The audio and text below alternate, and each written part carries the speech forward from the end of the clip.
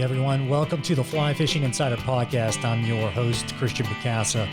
And the Fly Fishing Insider Podcast aims to bring the best stories and tips. Stories and tips from those that truly make an impact within the sport of fly fishing. I'll dig into the past, present, and future of our guests, uncovering their amazing story and journey. Join me each week as I interview a new guest from somewhere around the globe. If you're not yet a subscriber, help by subscribing now so I can attract the most influential guests and sponsors to the podcast. Let's make this the top fly fishing specific podcast available. With several decades of experience in sourcing, roasting, and brewing, owner Joe Monahan is a master in the coffee world. He brings new meaning to the phrase, have a cup of Joe. Go to anglerscoffee.com and check it out. They have a full range of both single origin and blends in a multitude of roast styles to choose from. Joe uses his decades of experience to ensure that there is something for everyone at Anglers Coffee. He also ensures that each bag is delivered at peak freshness. Subscribe now and have a fresh, sustainably farmed bag of Anglers Coffee delivered at peak freshness to your door. Try the sampler pack to get started. All it takes is a quick visit to www.anglerscoffee.com. All right, everyone. Welcome back to the Fly Fishing Insider Podcast. This is your host, Christian Bacasa, and this week we've got one of my good friends who I oddly met on a hosted trip to the White River, and that is Simeon Myers. Simeon, how you doing, buddy? Doing all right, man. How are you doing? I'm doing pretty good. You sound pretty ghostly there, actually. Oh, yeah. You must be up to no good as usual. Of course. All right. Well, you've listened to the podcast, or maybe you've told me, but you really haven't, probably.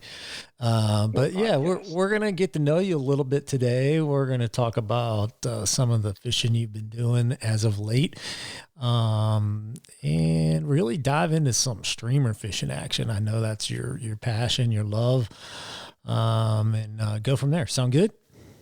Sounds great. All right.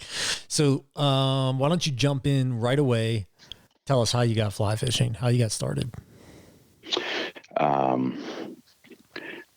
guess I was probably around 20 years old and sort of started fishing at a young age, doing spin fishing and bait fishing and stuff like that. My dad did a little bit of foot fishing here and there.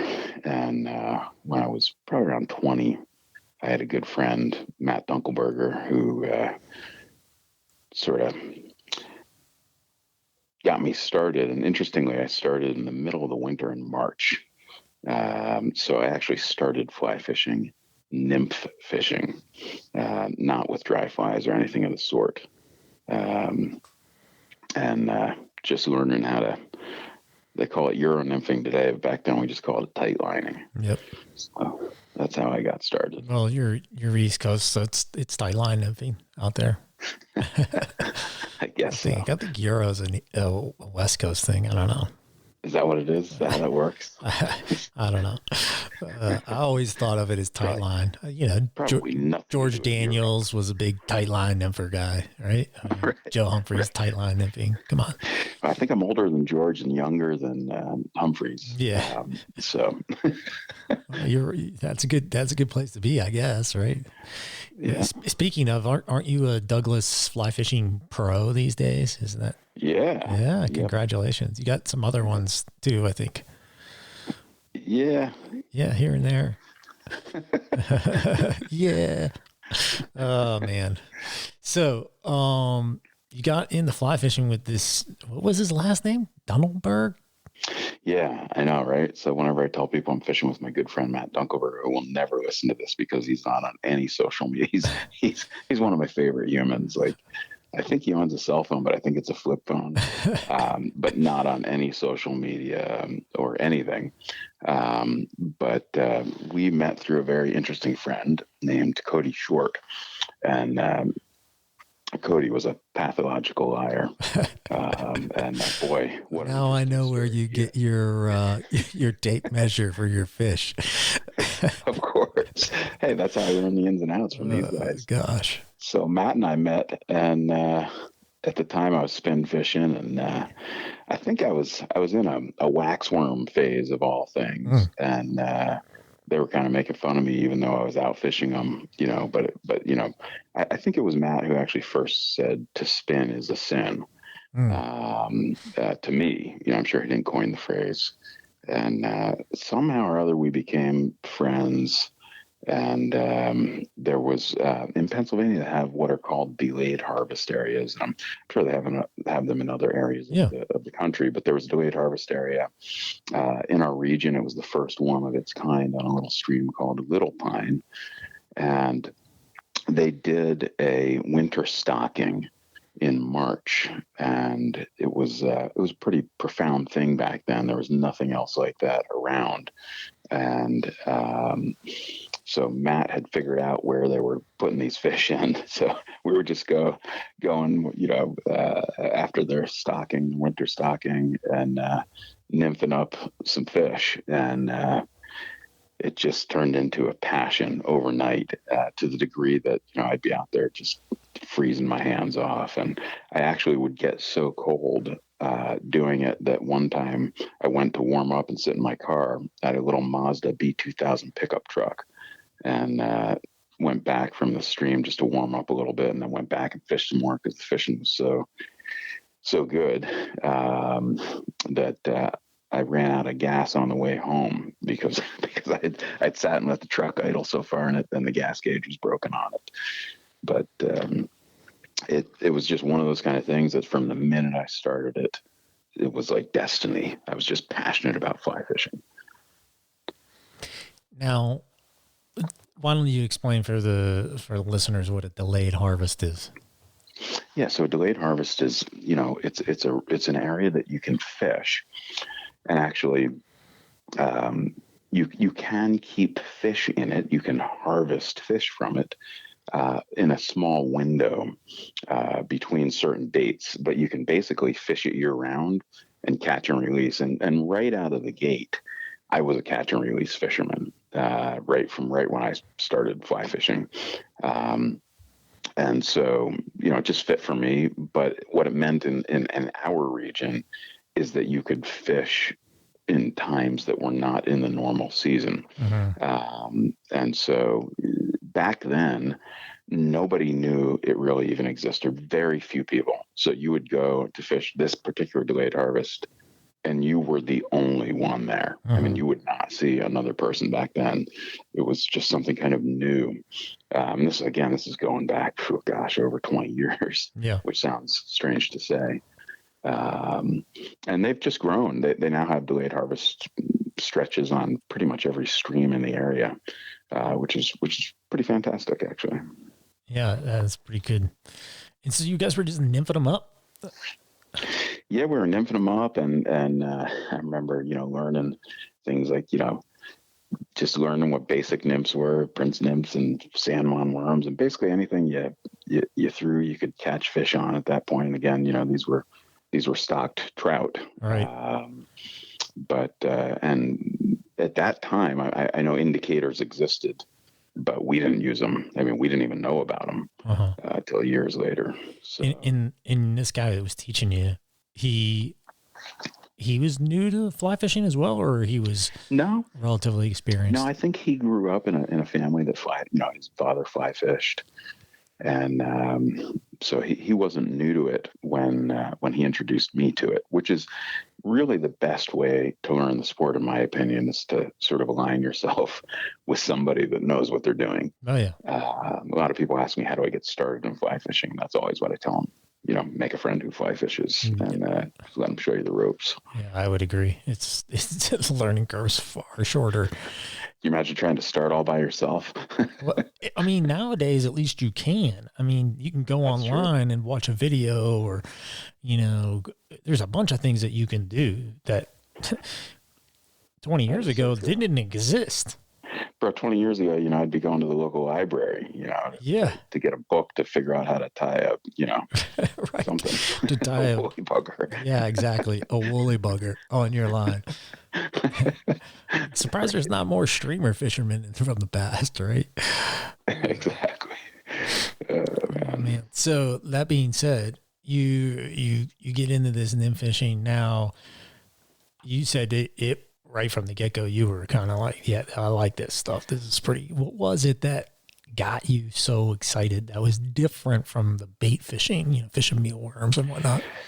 So I was always, I figured out how to be fairly adept at bait fishing and spin fishing, and this will be a nice caveat into talking about streamers when we get there. But I ended up fishing Rapalas, and I'll tell you about that. I know that's probably a curse word on this platform, but I was fishing them for trout. But and we'll talk about that because the whole idea behind it was to generate that instinctive strike. But I think I was very fortunate to start out and be very successful because of all the things that I mentioned. I was sort of fishing a region that was stocked. It was a beautiful area, and nobody else was around. And you're putting up 20 to 50 fish days, just starting out, doing something. I didn't really know how to cast a fly rod, but when you're nymphing, you just sort of flick it, Yeah. And so, eventually I learned how to do all of it. But I think it was just the fact that it was like, oh, wow, this is a great way to do sort of what I was already doing with fishing waxworms back then, and any type of sort of small live bait, and just understanding how to read the bottom. A lot of people, when they think of fly fishing, of course, think of just flies floating on the surface. So actually it worked out really well for me to get acclimated to nymph fishing right out of the gate, because it's something that I already understood how to read depth and flow, and how to weight your line and all those different things. So I just sort of took to it right away. And then because of the situation that I started in, was able to catch fish right out of the gate, as they say. So yeah, there are quite a few parallels too in the casting, like you said.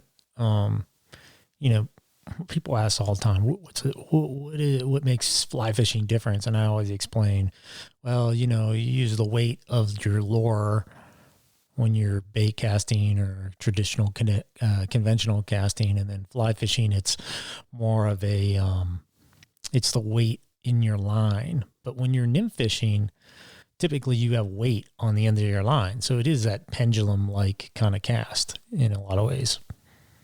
Yeah, and back then it was just kind of that like upstream flick, drift down through, and then repeat, and wait for a stopper, tug, and set.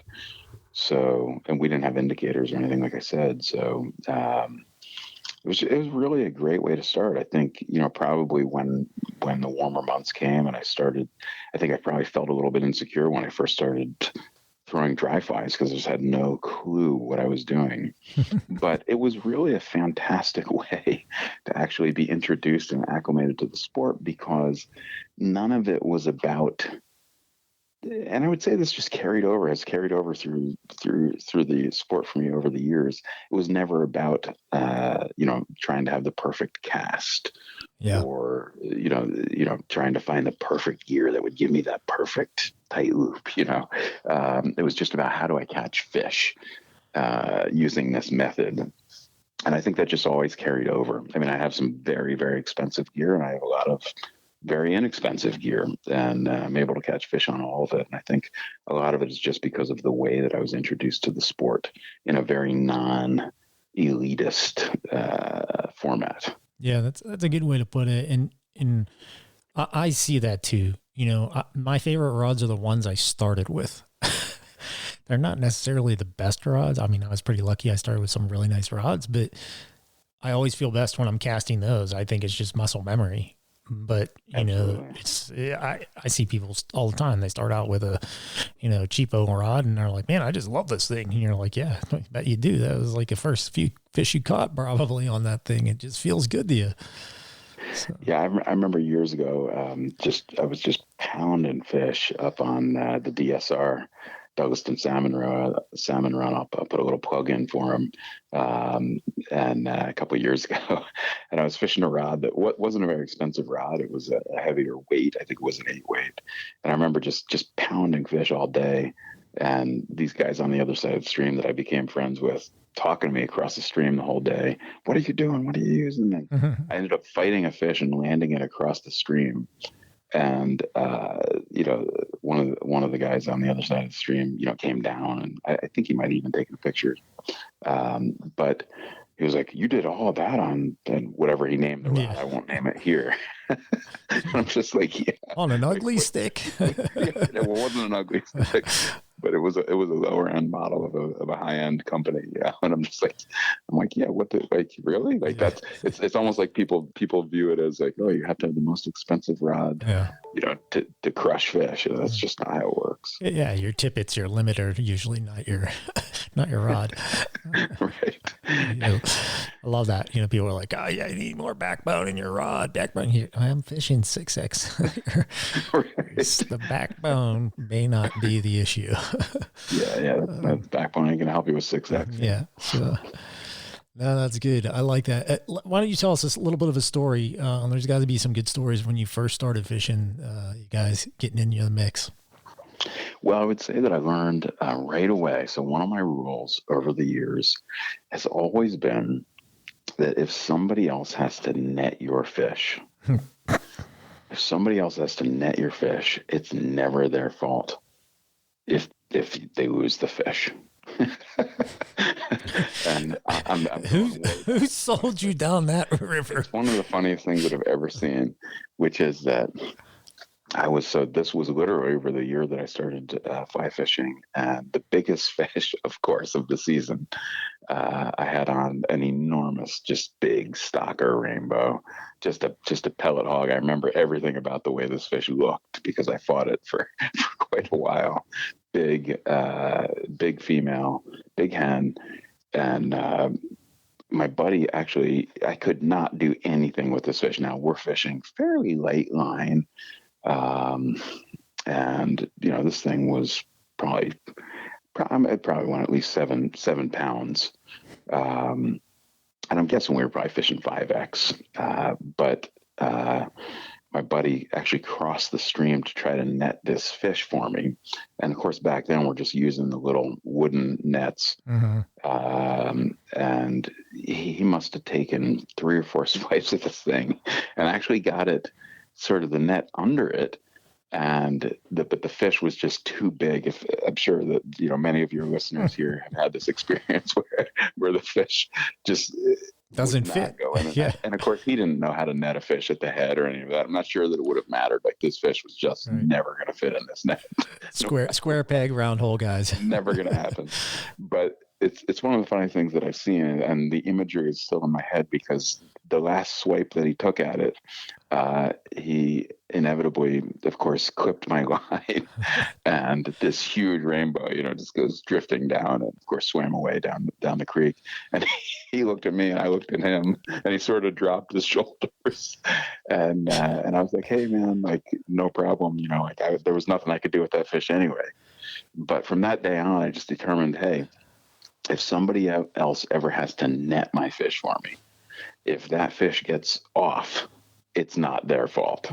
So essentially, if I'm not netting my own fish, I'm never going to blame you. Yeah. But that was Matt Dunkelberger. And to this day, we still remember that first huge rainbow that he broke my tippet on. I got to say, I cannot wait to go fishing with you. I'm going to knock every fish off that line I can. I'm going to bring the biggest darn net.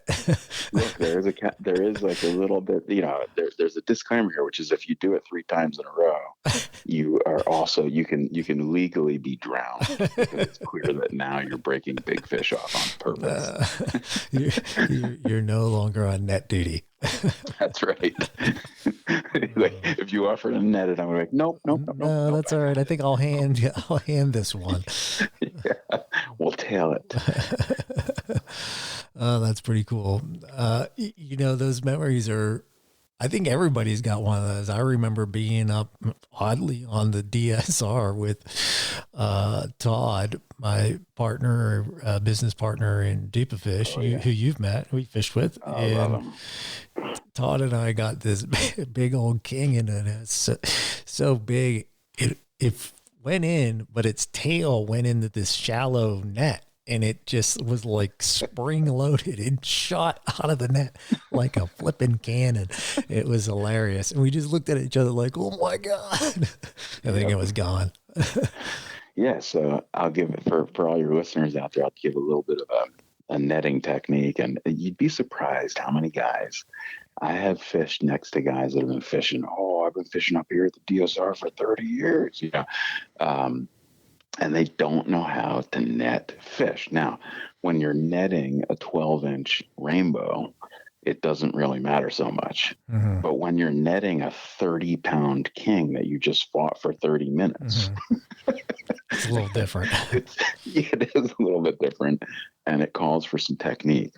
And one of the things that I always tell people, and I sort of whisper it, so I can't believe I'm going to share it in this format, is that a fish cannot swim in reverse. Yep. You'll never see a fish swim backwards. They will never swim in reverse. They can only swim forward. When they start to flap that tail, they move forward. So what happens when you're netting a fish is you always want to net the fish at a head. Now, for some people, they're like, no, duh, right? But other people are like, really? Because you see a lot of people when they try to net a big fish, they try to net it from the tail. Yep. Well, the minute that fish flaps its tail, it's going to shoot right out of your net, just like you're talking about. So it goes a little bit against the grain. But what happens is you get the net in front of that fish, in front of its head, even if it gets spooked and swims, it's going to swim right into your net and you just lift. So folks, always net a fish at the head. Yeah. Okay. They're head heavy too. That's the other thing. That's right. Right. Yeah. It's like catching a little kid. You know, you don't catch a little kid by his feet. You put the net on his head. There you go. Oh man. Well, you got into nymphing, then you're dry fly fishing. When did you transition to the streamers? I guess it was probably, I started really getting interested in streamers probably about 5 or 6 years ago. I don't remember exactly what precipitated it. I think I watched a YouTube video or something, and right out of the gate, it made sense to me because towards the end of my spin fishing career, which I haven't done in a really, really, really long time, not that there's anything wrong with it, I was actually throwing, 6-inch Rapalas in our local trout streams, and every trophy trout that you would run one of these things by would crush it. Mm-hmm. They just had to eat it. And it was like the most profound thing. And you would just cover miles of water in a day, throwing these huge, baits that other fishermen on the creek. And I could tell you the story about how I got started in that. It's actually a pretty funny story. If you want, that's up to you.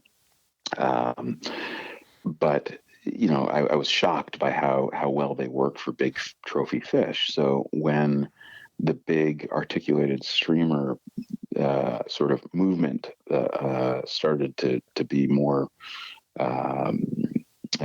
pronounced or renowned, yeah.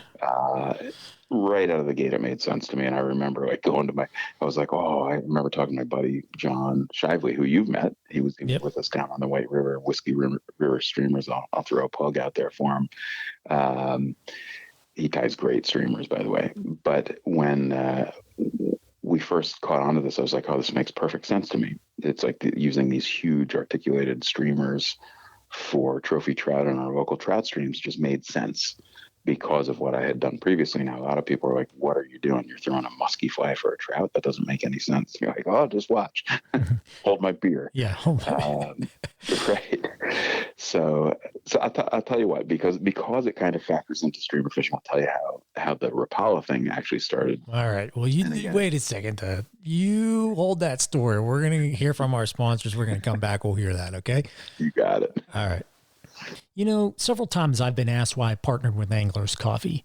For me, it was really simple. They deliver beans at peak freshness that brew an incredible cup. That's number one. Number two, they source from suppliers using sustainable methods and that are environmentally conscious. That's really important to me. And most importantly, number three, they are a philanthropic company and support so many special causes that directly correlate to the fly fishing community, which is essential to me and my day-to-day livelihood. Go check them out at anglerscoffee.com. Dupafish. Coming soon. Pre-register now and get notified. www.dupafish, that's D-U-P-E, fish.com. All right, everyone. Welcome back to the Fly Fishing Insider Podcast. We've got my good friend Simeon Myers on the line at Trout Songs on Instagram. If you want to see him on Instagram, he's got some incredibly large brown trout that he's been catching on streamers and all kinds of junk. But yeah, we're going to talk about some streamers again. Where we left off was you were going to tell us how you got into streamer fishing, which was, I guess you could say, kind of propagated by the success you had with 12-inch Rapalas on skinny water. This is horrible. It really is bad, but so I was fishing a local stream, opening day. Okay. Opening day in Pennsylvania? Opening day in Pennsylvania on a stream called the Loyalsock Creek. And I was at a place called Camp Susquehanna. So anyone from the region will absolutely know exactly what I'm talking about. And at Camp Susquehanna on opening day, it was so busy. It was like elbow to elbow. Oh my gosh, it's elbow to elbow to the degree that, like, now back then, this is over 20 years ago, there were no food trucks, okay? Oh, but it was so busy and so known that hot dog trucks, like concession trucks, would be parked there, like selling hot dogs to anglers, you know? So we're just lined up along this huge pool on Camp Susquehanna, and I'm fishing with a friend of mine, Larry Crow, and Larry was quite a character. He was a roofer, and I think recently he got out of prison. We don't even have to get into all that. But Larry's the one that inadvertently got me into streamer fishing many, many years later through Rapalas.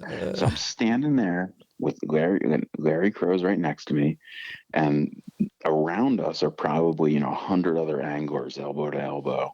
That's not an exaggeration either. Oh, not at all. Mm-mm. You're literally like right up on top of each other, tangling each other's line and stuff. And we're standing by this deep pool, by an old fallen bridge that, the stock truck comes in and dumps some fish, and, they put some big ones in.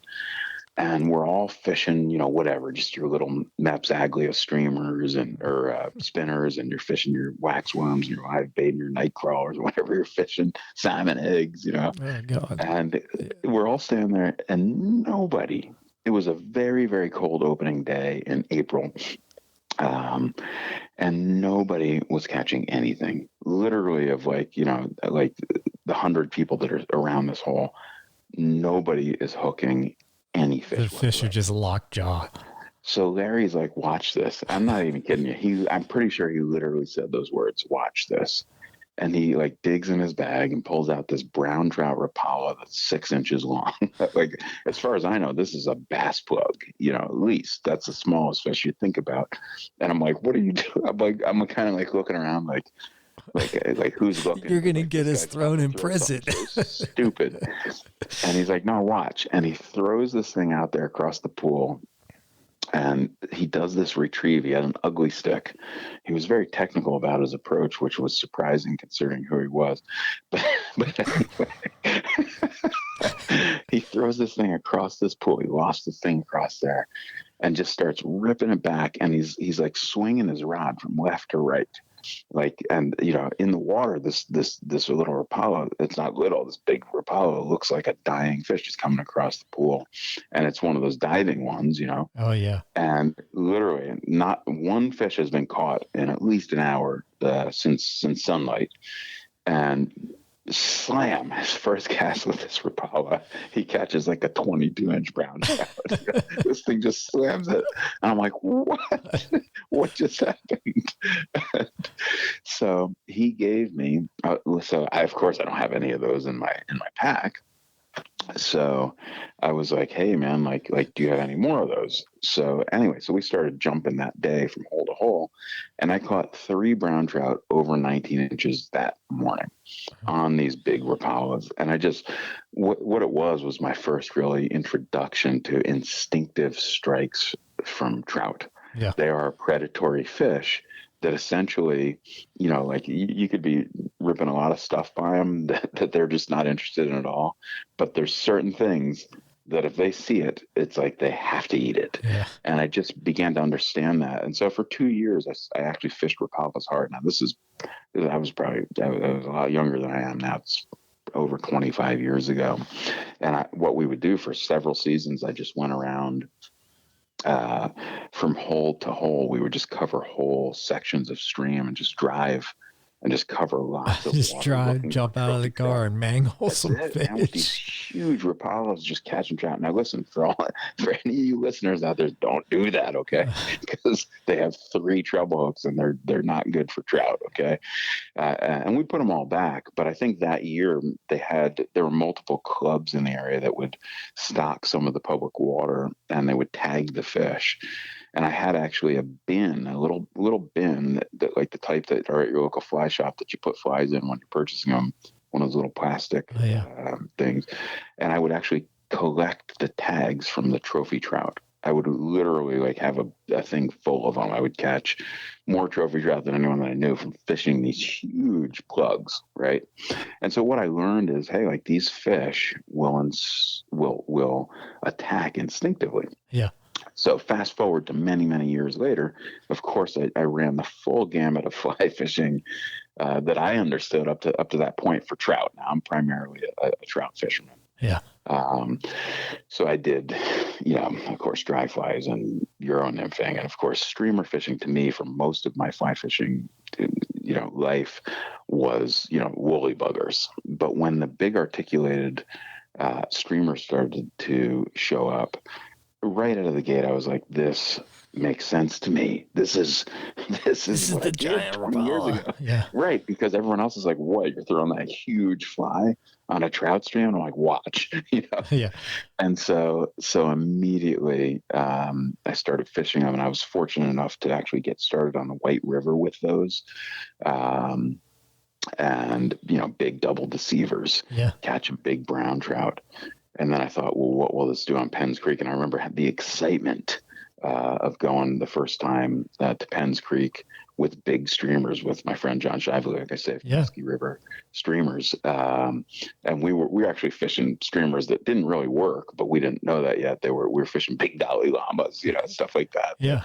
I learned years later how to use those in British Columbia for bull trout, but we were so excited, and my excitement was really just a reversion back to 20 years before fishing those huge plugs. And then I started to get very, very specific on how to tie streamers for different types of waters and different scenarios and different flows and different weights and, all of that. And it really became a passion. There's just something about that predatory strike that you get from a trout on a streamer. It is different than anything else, the way they attack it. And I think it appeals probably, to those of you that are listening that are programmed a little bit like me. If you're not realizing yet, I'm a little bit of an adrenaline junkie. You know what I mean? So there's just something about the way a trout hits a huge streamer that's different than anything else. And definitely releases something in your bloodstream. So, does that make sense to you? That slam is different. It is. It's the slam, it's the stop, and the head shakes, and it's not that a small fish won't hit a big streamer. For anyone that does it, that it happens. But a lot of times when you get that hit on a big streamer, it's a big fish. Yeah.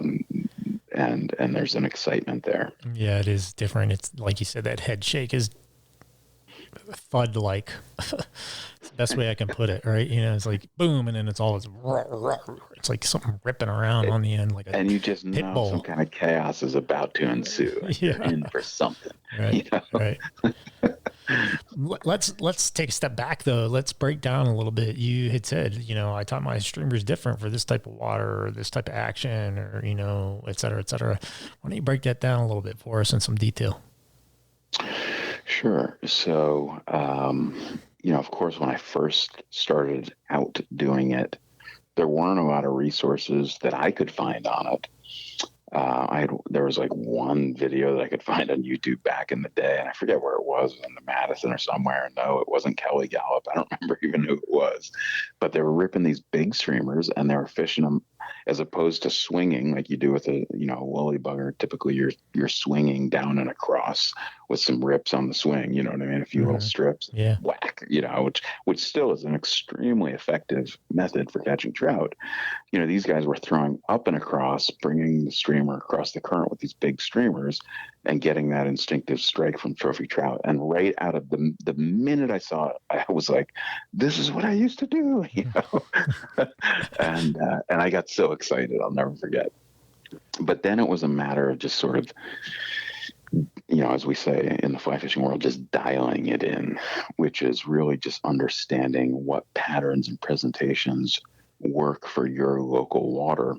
And really, it's streamer fishing that got me back into tying. Many, many years ago, I started to tie flies for trout, and then just got busy with life and got away from it. I was at that time tying nymphs and dries.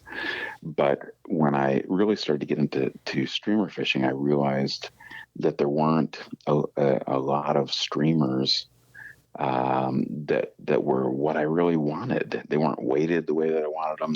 They weren't the lengths that I wanted them. They weren't the colors that I wanted them. You just couldn't buy what I wanted. And it really got me back into tying quite a few years ago, 3 or 4 years ago. And I began to just customize everything so that I would have sort of a portfolio of streamers to present on different waters and different textures. And, I turned into one of those geeks that was checking out, the CFS for every new river stream that I was fishing, so that I could, plan accordingly and bring the right stuff, if that makes sense. Mm-hmm. And it just turned into a whole passion of learning how to tie and present streamers based on depth and flow and presentation. And, you have these certain go-to ones that you just know when you put this on, it can turn a bad day into a mediocre day, and a mediocre day into a really, really good day. Mm-hmm. You have those good patterns that you just go to. So I'm not sure if that's exactly what you're looking for. Yeah, it was in a way. I think it really described it from, holistic perspective. But what I want to do is dive into some of the actual tactical elements of it. So, what do you look at in your fly to make it different from one to the other, and in what scenarios? Maybe let's talk about all right, here's the types of flies I like to use for different actions. Yeah. So I'm very fortunate in the sense that I get to spend probably about 100, over 100 days a year on the water. I get to fly fish, quite a few times a week. I live within, 20 minutes of several world-renowned trout streams. And, I can slip out, even if it's just for a couple hours, several times a week and fish. So I get to experiment a lot and do a lot of different things. I'm also fortunate enough to be able to travel quite a bit and fly fish. So I'm able to get a pretty wide array of experiences. And it's led to just an understanding that I think works well for me. And what I'm really looking for a lot of times is, on certain days with certain weather and patterns and certain depths and flows, the colors and patterns that work. Now, the first thing is that you have to have faith, which is, an interesting word, but you have to believe that the little subtleties that you incorporate into a fly and its presentation make a difference. So we don't always know exactly what it is that precipitates that strike. Is it the eye? You know what I mean? Is it the lead eye or the shiny eye that you glued onto it? Repainted 3 or 4 times, right? Yeah. Is it the flash? Is it that little flash that you incorporated throughout the fly, or maybe you just put it in the tail? Or maybe on certain water, it's actually the fact that you didn't put any flash in it that generates that strike. But what you have to believe in is that those subtle differences that you incorporate in every fly for every scenario actually make a difference. And I absolutely believe that. I think we don't always know exactly which one it is, but having the full array, that full portfolio of colors and patterns and ways to present the fly, whether it's with your sink tip lines, or sometimes you're not using a sink tip line at all to get the depth. It just depends, but it's just that all those subtle differences actually make a difference, and I fully believe that. And so it's kind of like, how do I make sure that I have every single tool in my arsenal at my disposal at all times, so that I can read this water, when I'm in that off color sort of, green muddy water on a Pennsylvania limestone, or, we have limestone streams up here in Pennsylvania that get that. They always have that sort of chalky hue, for your listeners in Great Britain. I'm sure I'm offending them right now because of their beautiful chalk streams over there.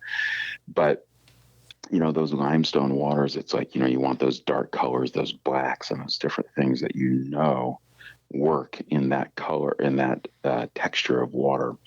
And so what happens over the course of time, you're able to just sort of solve the puzzle. It's like, in these conditions with this flow and, this color, I've had success. And it's just a lot of, it's almost like sales. It's almost like, that I'm a poker player. I've been doing that for many, many years. But a lot of it's just gathering a lot of data, and then how do I manipulate that data to have success?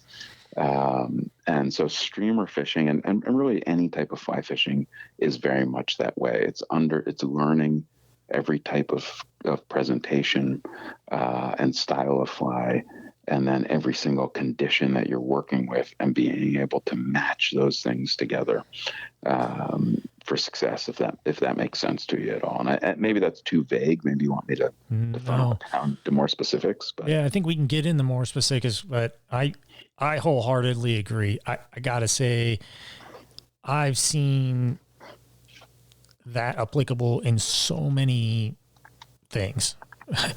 I'll give the example. I was really big into climbing. The best climbers I knew, they climbed all different types of rock, because each type of rock presented you with different problems.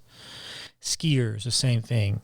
Skiers that could ski really light snow, like in Utah, or really heavy snow, like in the Northwest. They skied all over, and they were really competent in every which way.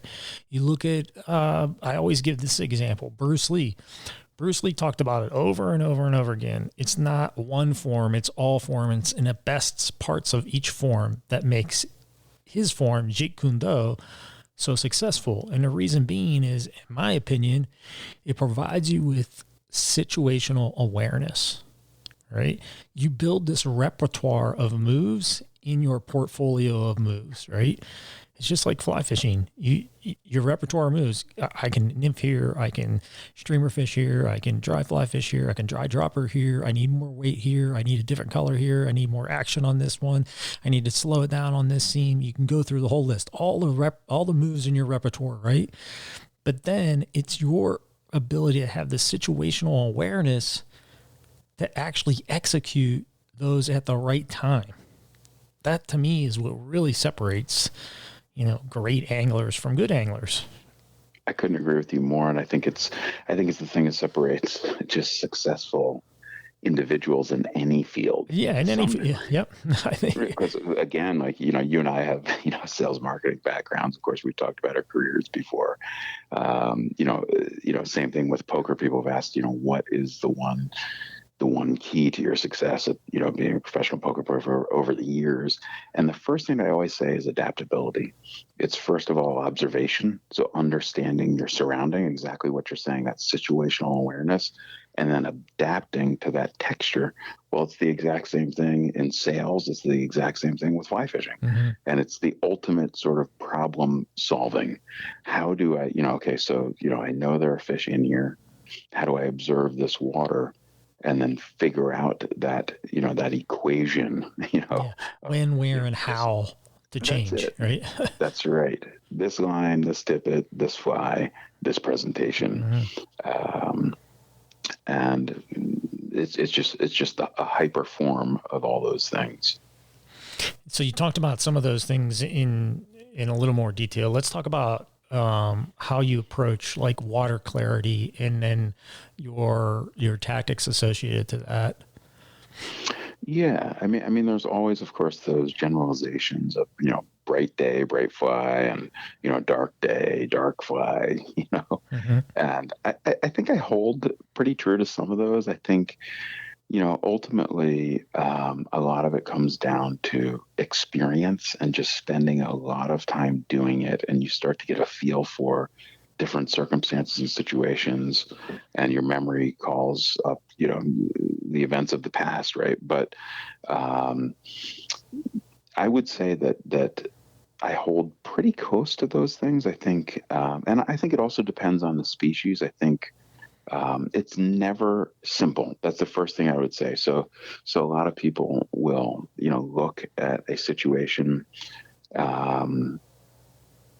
in fishing or anything in life and just say, okay, like this is what happened. What would you do? And, I would ask a myriad of questions before I would ever answer the question. So a lot of people, just to give you an example, as a poker player, and for anyone out there, it's poker player understands this. People say, well, I had aces and this guy raised me on the turn. What do you do? And my first question is, well, give me the last 30 minutes of data, or the last hour of data on how he played his hands, what were his range, and all those different things.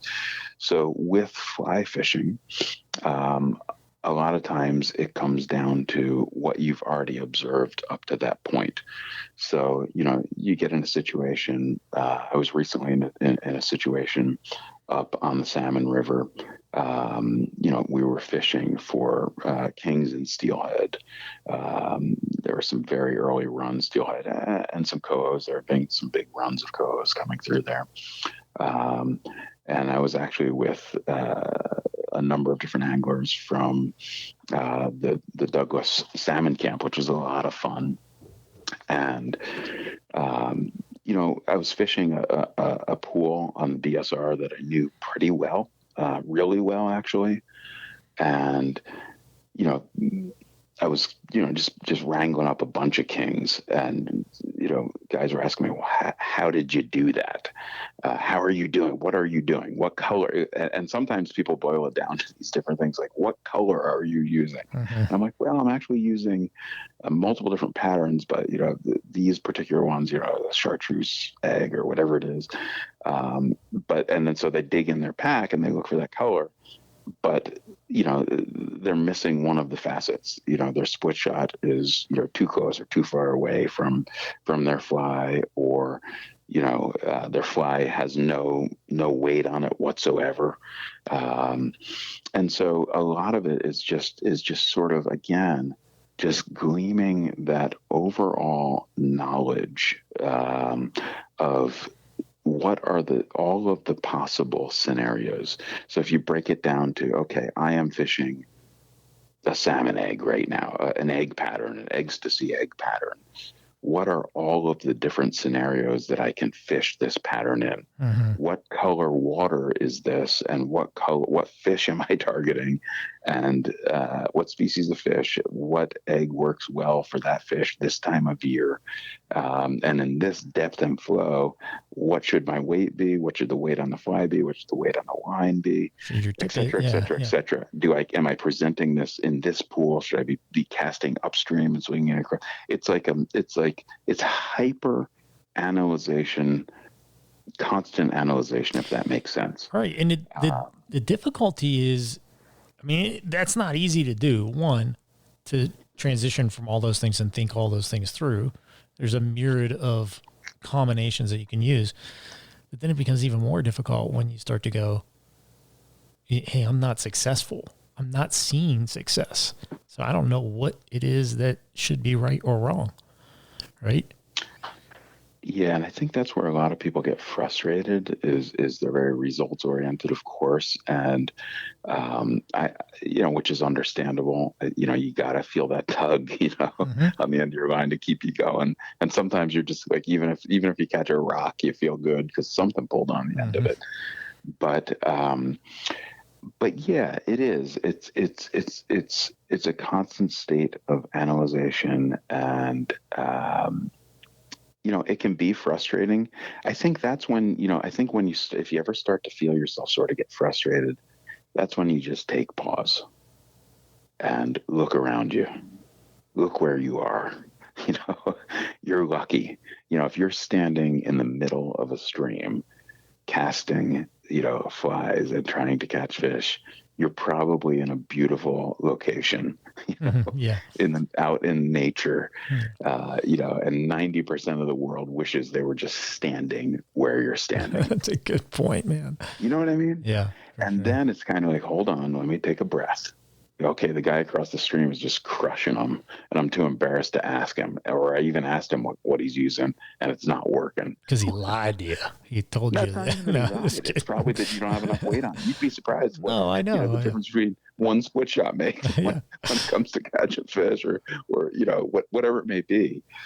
But it's just that constant desire to improve but simultaneously just pause, take a breath, and enjoy it. Yeah. Enjoy the moment. And, it's life-changing. Yeah. But for sure. During conversation, I hope I'm getting down to enough substance for you. Yeah, you are. Yeah, you are. I'm sure people are appreciating it because we all go round and round, right? There's like I don't know what you call it, like a social meme where a guy, I think it was some like crime TV show, and he talks about fishing. He's like, what's great about fishing is you never know why exactly the fish took. That's what brings me back. You never know exactly why. Right. You might think one way or another, but you never know exactly.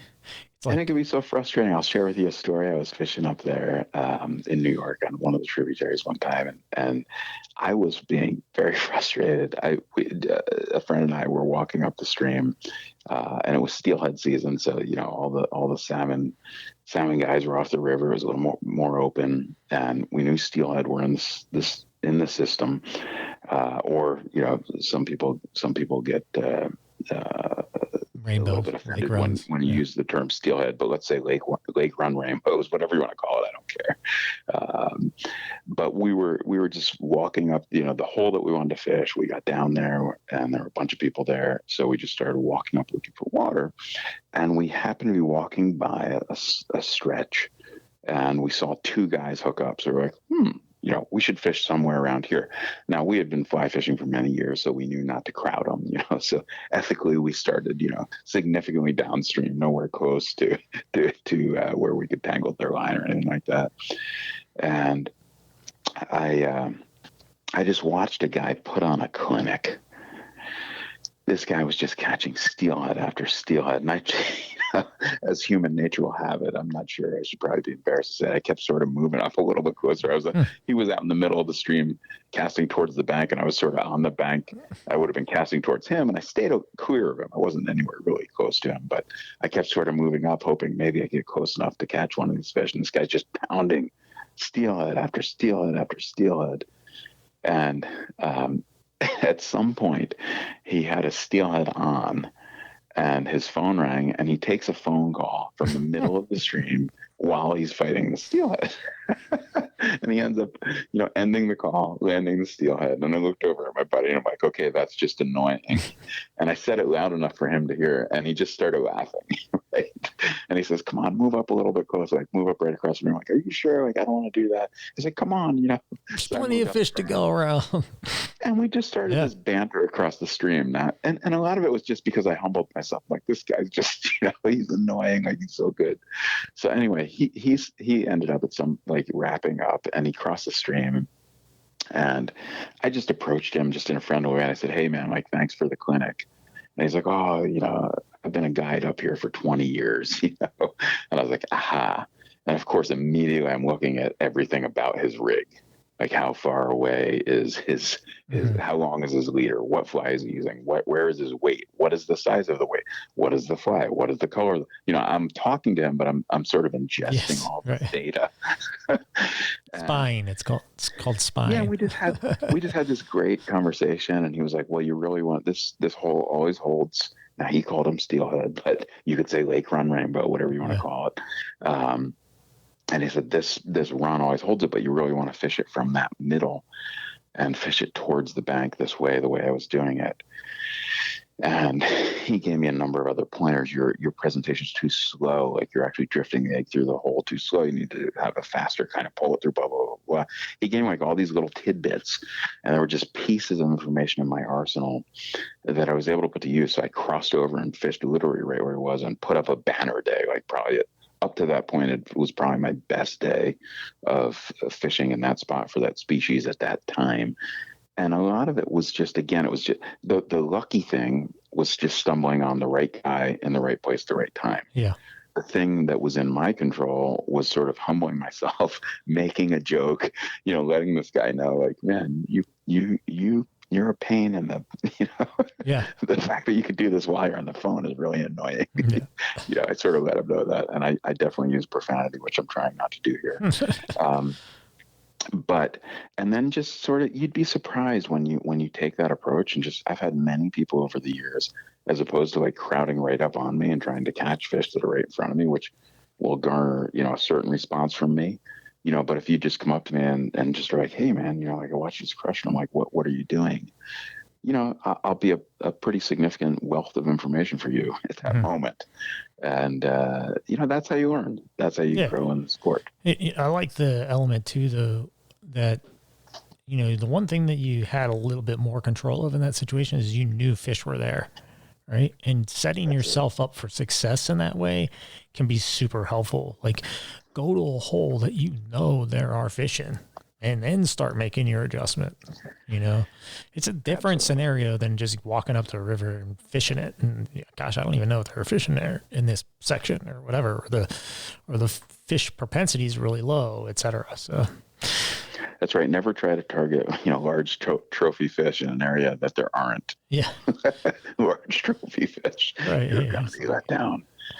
But I like that too. I mean, I remember I was up, where was I? I was out on the Madison in between the lakes, and we were banging them, and I was like nymphing these fish up, and it was like a great day. I mean, fish were just eating like crazy, and I could see this kid was creeping up, and I was just like, I just turned on him, I'm like, just get up here. There's plenty of fish for us, and he's like, really? He looked at me like I was crazy. I'm like, yeah, man, who cares? Like, I'm just having fun, I've got a lot of fish today.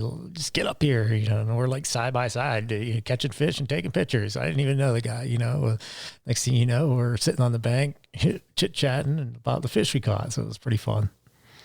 I can't tell you how many friends I've made over the years doing that very thing. And it's like, it's just always remember to be polite, be courteous, be humble, but be inquisitive too, and be social. Yeah. And it's like, if you go crowding up on someone and do something unethical, you're going to get a negative response. Yeah. But if you're just cool and chill and personable, people will show you their cards. They'll show you what they're doing, and you can learn so much and have so much fun. And I've got friends that I've had for years that I met in some scenario exactly like you just described. Yeah.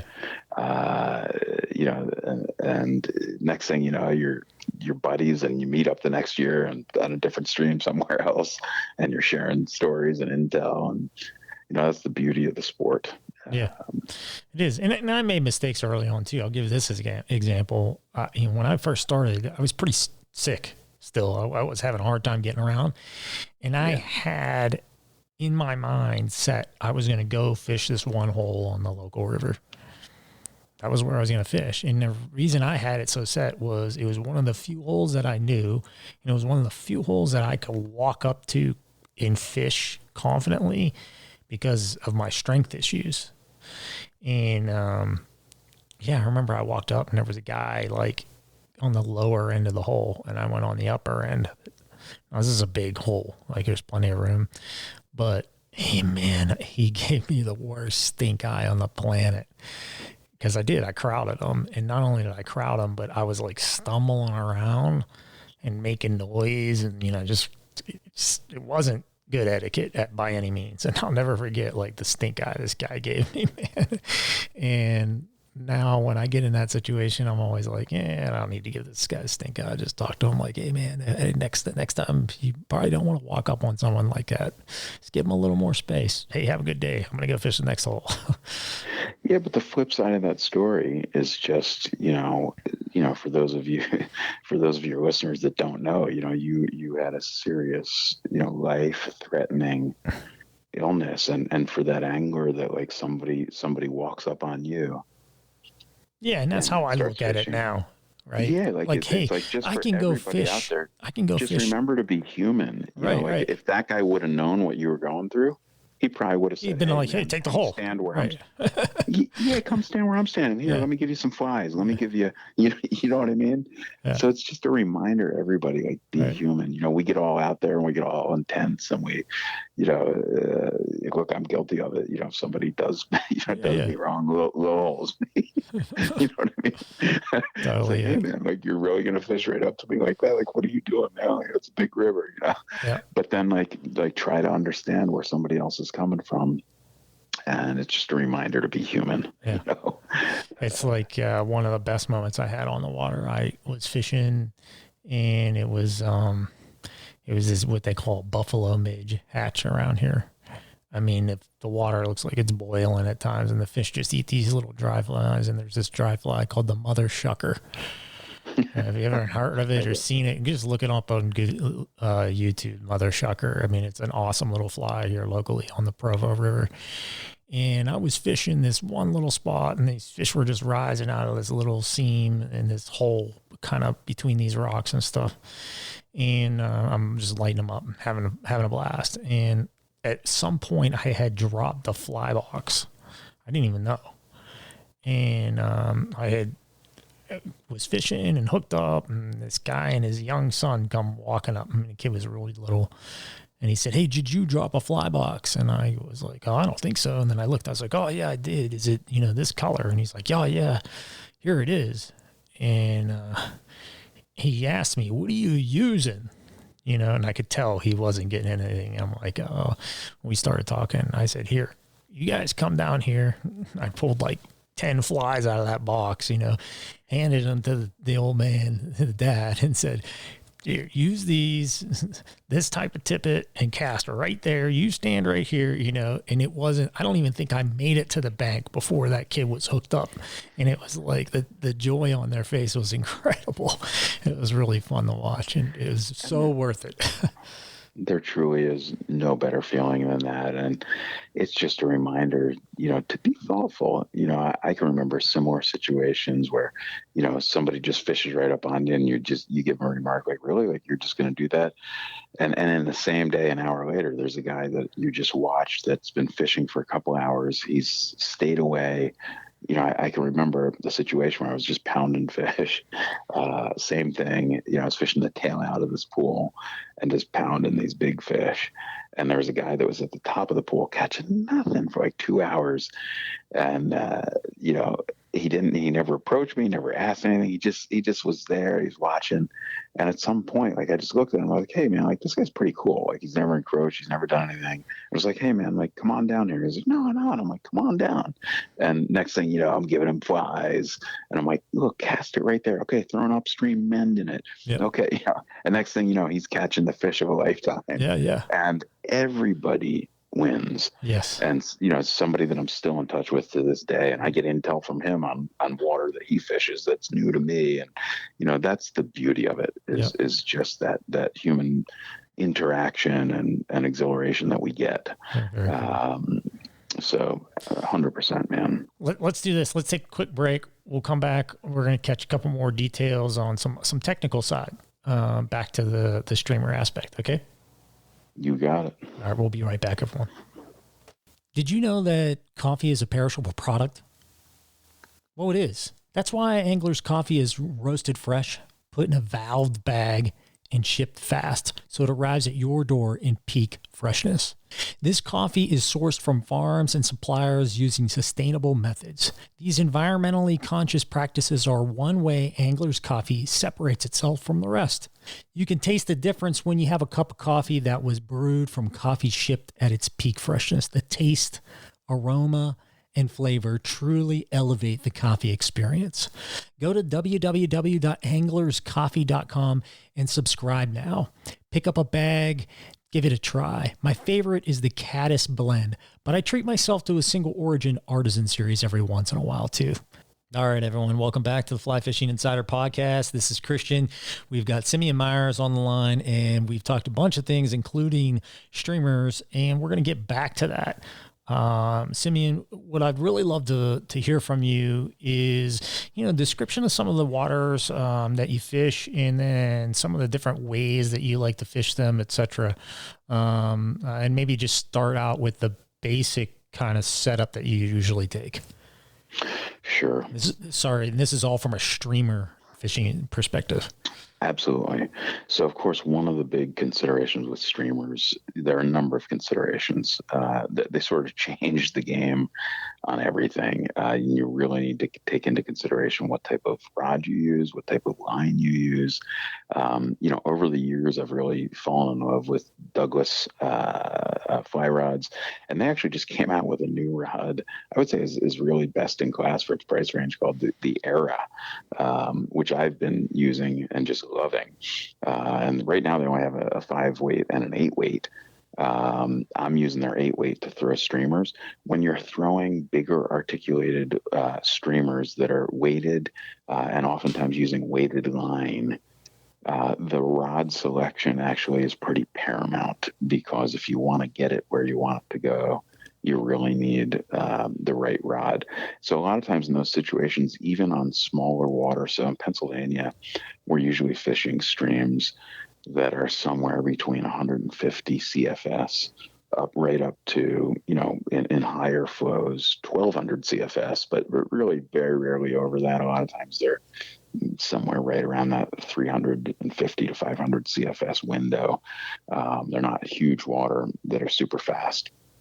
And even in those types of flows, a lot of times I'm using a 7 or 8-weight to, be able to have the control over the line and the fly that I want, to be able to roll cast it all the way across the stream. And so I really love those types of setups. A lot of times I'm using on that water, I really like actually Orvis Bank Shot. And they make for that water, a lot of times I'm using their 250 grain. I think it sinks at about, I don't know if it's 6 or 7 inches per second. Bank Shot line has a 10-inch sinking, or 10-foot, 10-foot sinking head.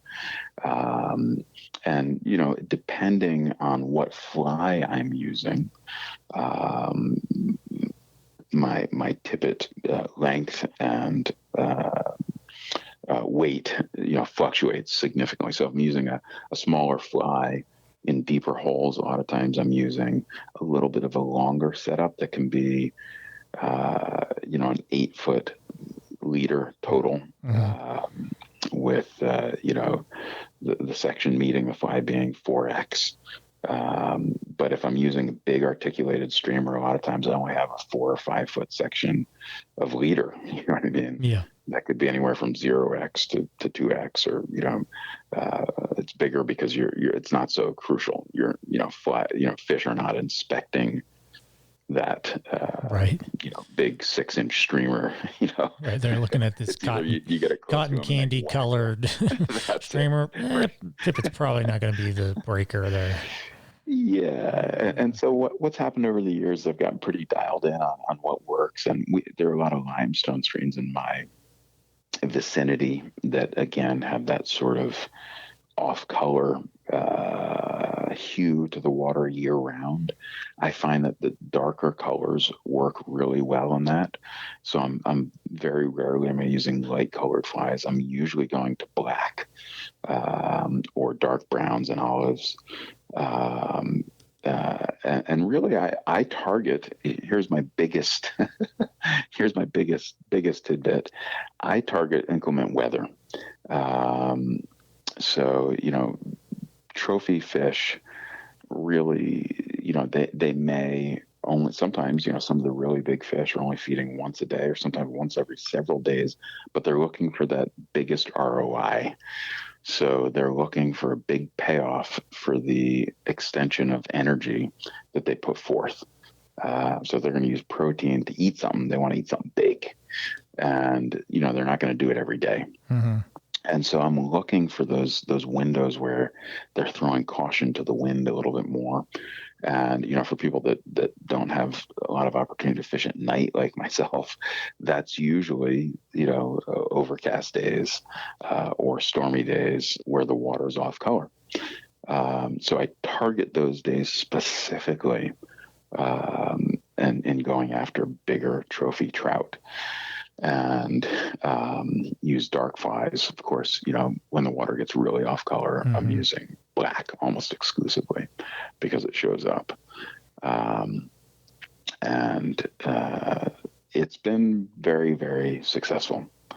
So I don't know if that's what you're looking for. No, that's exactly it. And I would say it has been successful. I mean, I've fished with you. I've seen some of the tactics that you use, and you're a great angler, man. And then, gosh, what I've been seeing recently, you just nailing them when it comes down to these trophy browns and tigers and whatnot. So, yeah, good on you, man. I'm excited for you. It was really cool having you on the show today. Next time we'll talk a little bit more about your professional poker career and how you like to chase trout on other streams, etc. But we'll definitely get you back. Sound good? You got it. All right, buddy. Well, thanks everyone for listening in today. And if you want to get a hold of Simeon, you can check him out on Instagram at Trout Songs. Thanks, Simeon. Talk to you soon. Thanks.